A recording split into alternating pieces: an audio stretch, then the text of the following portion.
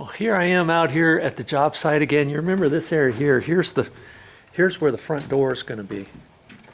Okay. Here's this area here. Remember, those are those separate trusses that angle up and back down. Just those little trusses like that.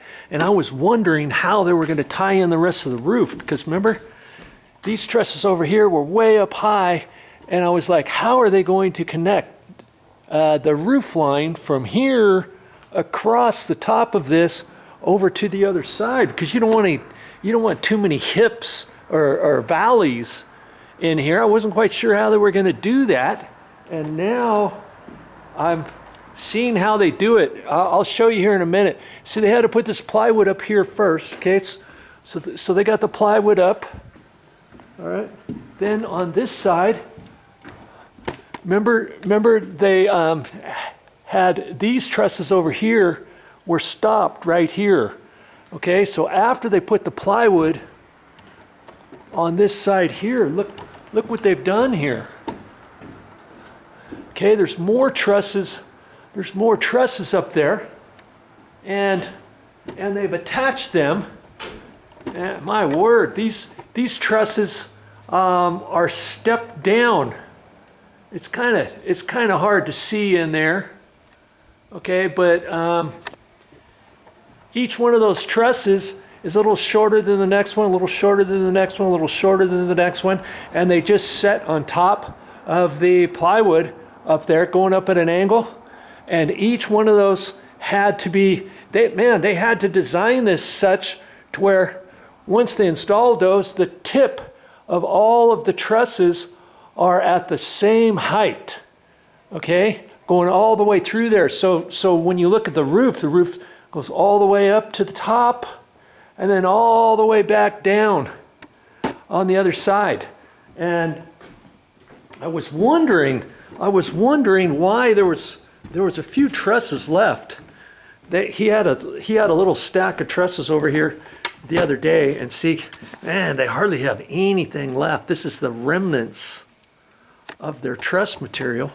He's got just a couple little pieces there, and I see he's got a couple little pieces in here. He might still have to use these. See, this was the whole truss. That little thing there, this little thing, and they had to figure out exactly how to put this all together. It's like a jigsaw puzzle, really. And I wasn't quite sure how they were going to do this outside. I'm going to take you out here now, and no trusses there. And I wasn't, and I didn't really think they were going to put trusses out here. But you see here, look at this. These are probably 2x12s, and man, that looks nice. They've got a big old huge glue lamb beam up there. And then they've got, remember the other day, there was no posts on this one or that one. So now you've got two big posts here, and that connects a glue lamb beam across there, this one across, and then they've got that other one from there up holding that. My word. And then it goes all the way over, notches in there. And then these rafters here, they had to cut by hand. Okay, chop them out with a skill saw, and you can see some remnants of a couple pieces here. And here's all of their scrap material here that they used up there. And that looks nice. That looked nice. I'm not quite sure what they're going to do on the bottom here. They're not going to just leave that open. They might put some lap siding on there going across, possibly. I don't really think they'll put stucco up there. If they did, they'd have to put some mesh wire up there and then stucco that. But I don't really think they're going to do that. I think they'll put some sort of shiplap up there, and they'll have to decide what they're going to do down here. Man, this looks really nice. They'll probably put some heat strips. They might put some heat strips down in here somehow, angled down. They might put a flat screen TV up high. They might have a gas fire pit in here. Man, that's looking nice. And you see, they haven't framed this yet, and this is framed. Okay, this is going to be for a big, huge sliding door unit. We'll have to see what that looks like, and then they're going to walk out here onto a patio area, and they've got just some little piece here. Look at that. That's not going to go there. Somebody just set that there, but that's probably going to go up to hold the bottom of that glue-down beam. I'm not quite sure why they had to install that. In fact, they might. I don't know. They might even jackhammer that out, whack it out with a sledgehammer or something, because I don't really think they're going to need that. There's no sense of having a 6x6 going up to the bottom of that glue-down beam, because that glue-down beam is pretty long and it can cantilever over and still hold up any weight over here. See, this is where the weight is on the glue-down beam, and the glue-down beam is only extending over maybe 6 feet or so, and chances are they're probably going to cut that back over to here anyways. You know, so it's only going to be extending over maybe 4.5, 5 feet, and that should be okay. You're not really holding up that much weight at that point on there. You're only holding up two trusses going up that way, and in fact, that end truss right there, they could nail that to the side of that other glue-down beam, which is being held by that. So this beam, this glue-down beam here, the only weight that it's holding of the roof is that truss right there. Does that make sense? And just from there over to there, so you take half the distance of that. From here to there is the only amount of weight that's being held on that beam. So I'm going to say, I'm guessing that they're not going to use that one. I don't really know why they did that, but hey, we'll see what happens. We'll see what happens. Okay, I'm still looking at all this. Doesn't that look nice? I mean, they really did a number on that, didn't they? Their trusses stop right there, and then remember, here's just some little trusses going up here, going across with the rafter tail, and then this little piece here. And then they attach them with some joist hangers, some special joist hangers for that. Comes across, they cut that out. There's your fascia board. And they've wrapped it around. They're still going to have to finish off the edges. They've kind of cut them. They've kind of cut them at an angle. And oh man, you can't even really see that with this video camera. I don't know what the deal is. You see there? If I'm showing you this, you can't really see that, can you? You can't really see that. But when I'm showing in here, you can see that just fine. Well, there's something going on with my video camera still. And like I say, I'm not going to get it fixed. I'm just going to chuck it and get a new one. But see, they have to cut little angles like that for the rafters, for these rafters to set on there flat. It goes across and then down on the other side. Kind of see that one. See, I don't even know. Yeah, see. There's a notch right there. It goes up and then across. That way, that rafter that goes up at an angle is setting flat on top of that glue-down beam there. And these, because there's the inside the house on this side, they don't have any. They just cut it flat and let it extend in there. Okay, man, these guys, like I say, they really had to know what they were doing. You can't just get any old framers out here. These guys, and you only need one guy on the crew. They've got 4 guys on the crew, and you only need one really good guy who knows what he's doing, who knows how to read the set of plans, and he can direct the other 3 guys. You know, the other guys, they may not know anything about how how to cut things in, how to tie things in, all that kind of stuff. They just take their orders from the main boss man. Hey, get up there and nail this, drag this over to there, build this over here, and stuff like that. So hey, if you want to learn how to frame walls, how to install trusses, how to read a set of plans, just get on any sort of job site and get in there, and just as a flunky, just as one of the apprentices, and they'll run you around, and then if they know that you're really involved in it and you really want to learn, they'll start giving you more things, and pretty soon you'll be up there installing the rafters, building the walls, plumbing up things, installing the floor, installing the footings, the foundation, the TGI, floor joists, all that kind of good stuff. Okay, and that's just how you learn. You just get in there. You don't have to know anything before. You got to have good enthusiasm. You got to show up on time and all that kind of stuff. You'll be able to build stuff like this. Okay, we're out here in the garage again.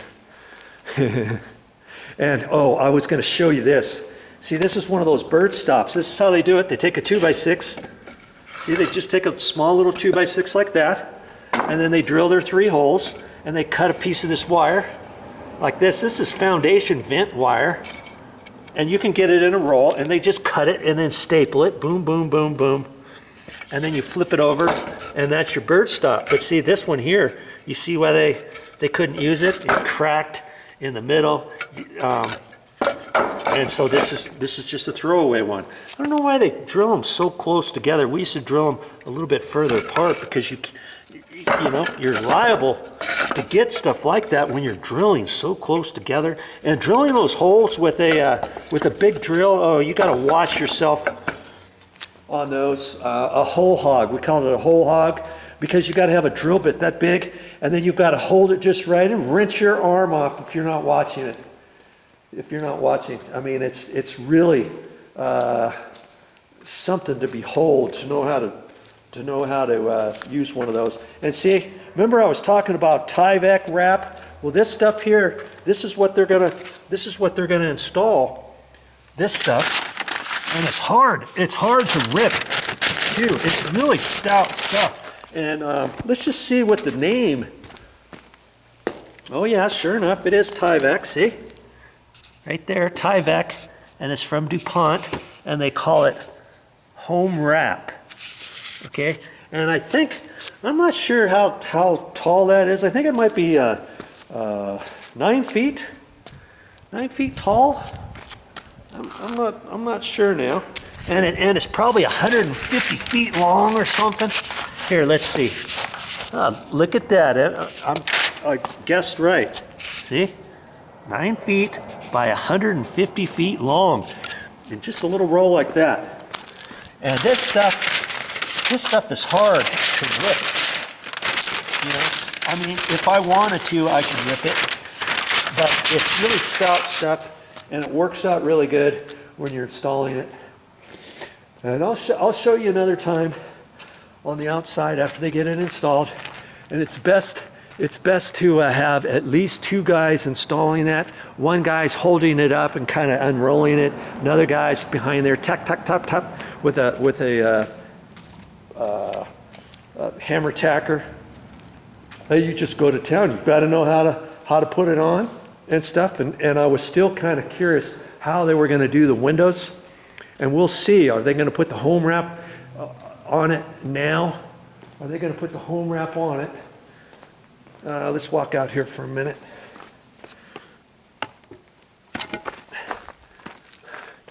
You remember they've got this stuff. This is a different type of cloth. It's almost the same as that Tyvek.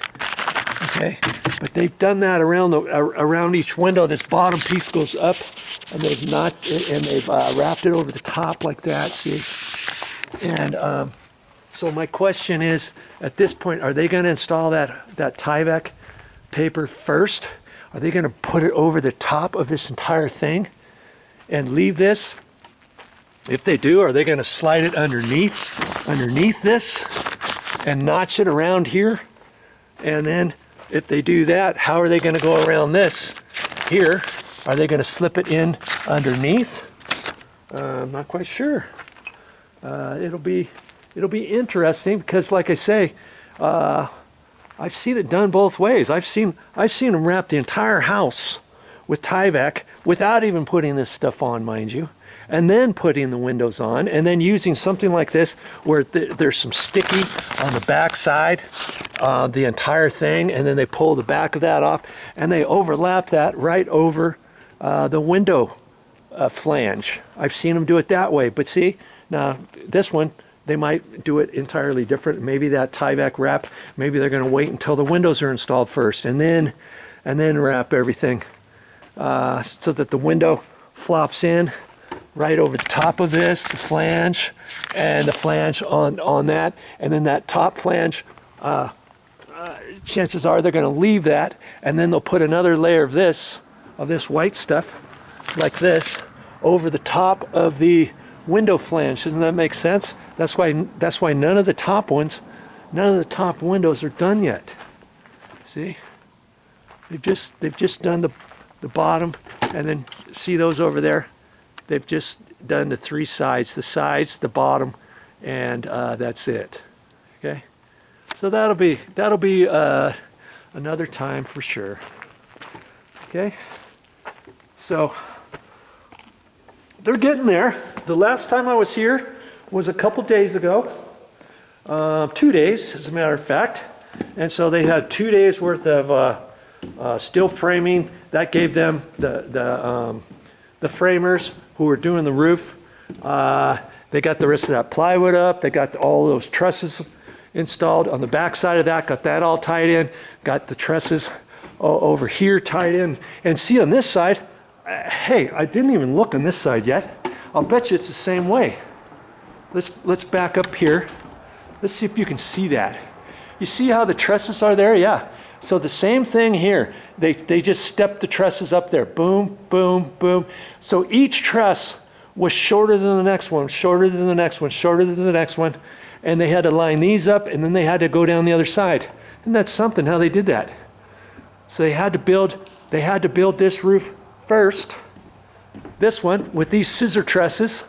See how these trusses went up like that and then went back down, and then they held on to this big glulam beam. My word, look at that monster. Here's another big huge glulam beam going across there. Then they had to do that. Then they installed this plywood. The only reason why they installed that plywood is to hold the next layer of trusses up there. Now my question is, did that whole roof system need the plywood? Couldn't you have just done that and then installed these trusses on top of that? Maybe you could, but by installing the additional plywood, it gives them something to walk on up there. It's safer to do that. Plus, it holds this whole thing from swaying back and forth. Can you see how this additional plywood is preventing this from swaying? It's giving it more of a shear factor, kind of like they installed these interior walls. They installed, remember I showed you that before? Some of these interior walls have plywood on them, see? There's one over there. We look over here, there's another one. There's another little section over there. Here's one here. That's all gives this whole house a shear factor from preventing the walls swaying back and forth in an earthquake or high winds or anything like that. You see what I'm saying? I see also. Look, here's something else. I was going to end this, but let's show you this. Remember how these trusses over on this side were notched, and then they went up, and then they went back down. Okay, and so now they went ahead and they ran some 2x6s through here, or I see not a 2x6, two 2x4s. I don't know why they must have just done that because it just happened to be the right height for that. And 2x6s, they could have taken a 2x8, but then they would have had to rip that down. And this just happened to be 3.5, and 3.5 is 7 inches. So that's a 7-inch drop. Kaboom. Okay. And so they ran that and boxed that out. So this little dining room area right off the front entrance. Here's your front entrance to the house. You come in here, you look at this grand area here, and too bad they couldn't have figured out something else so that this beam right here didn't have to be there. I'm not even quite sure why that's there, to be honest with you, because it's preventing you as you're walking into the house. First thing you see is this beam in your way, right? Couldn't they have left that out? Because in reality, it's there to hold. This post is holding up the center of that beam, and that beam is really designed to hold these trusses over here. See that? Now see the rest of this beam from here this way. There's nothing on it, is there? Unless they have to still build something on top of that, or maybe they're going to frame out a window opening or something. I'm not quite sure. Couldn't they have just ran this post here up to this glue-down beam and then have just this beam from here to there, leaving this section out? Couldn't they have done that? I'm not the designer. I'm just questioning what's going on here. Okay. So giving you ideas. I'm giving you ideas is what I'm doing. Because this should be their main grand entrance. Or maybe they wanted to do that, and this is going to have a separate thing. Maybe they'll have a chandelier here or something, and they want your eyes to behold this after you get inside the house, not when you're at the front door. I just don't know. I'm kind of at a loss for that. It seems to me that is an overkill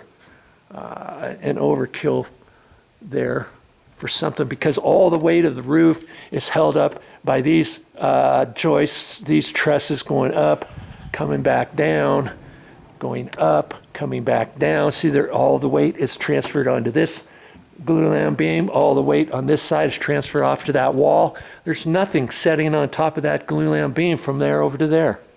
Okay, so I don't know. Is that a mistake?